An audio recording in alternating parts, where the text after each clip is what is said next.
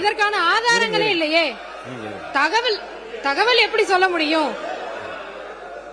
இதற்கான ஆதாரங்கள் இல்லாம இந்த மாதிரியான பத்திரிகையில வாசிக்கப்பட்டது, சோசியல் மீடியால வாசிக்கப்பட்டதுன்னு தவறான செய்திகளை சட்டசபையில பேசக்கூடாது. தொழில்துறை அமைச்சர் அவர்கள் ஏற்கனவே ஒரு கருத்தை பதிவிட்டிருக்கின்றார்கள்.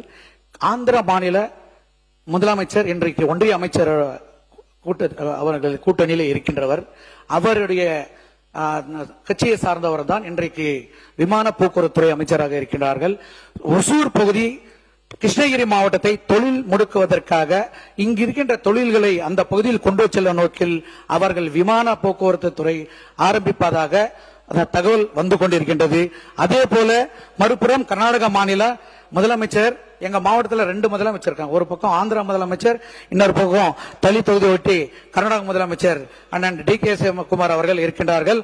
அவரும் இங்கே விமான நிலையம் வரவிடக்கூடாது என்பதற்காக அந்த தொகுதியில கூடுதலாக முயற்சி எடுத்து வருகின்றார்கள். ஆகவே அங்கே விமான நிலையங்கள் நமக்கு கிடைக்கவில்லை என்றால் மிகப்பெரிய எதிர்காலத்தில் வளர்ச்சி பணியை பாதிக்கும் என்பதை மட்டும் பதிவு செய்து இத்தகைய அவையிலே பேச எனக்கு வாய்ப்பை வழங்கிய தங்களுக்கும் எங்கள் எதிர்கட்சி தலைவர் அவர்களுக்கும் நெஞ்சார்ந்த நன்றி கூறி வாய்ப்புக்கு நன்றி கூறி அமர்கிறேன். நன்றி. மாண்புமிகு தொழில்துறை அமைச்சர் அவர்கள் எதையுமே சமர்ப்பிக்க கூடாது. இதற்கான ஆதாரத்தோடு அவர்கள் சமர்ப்பிச்சாங்கன்னா நம்ம சொல்லலாம்.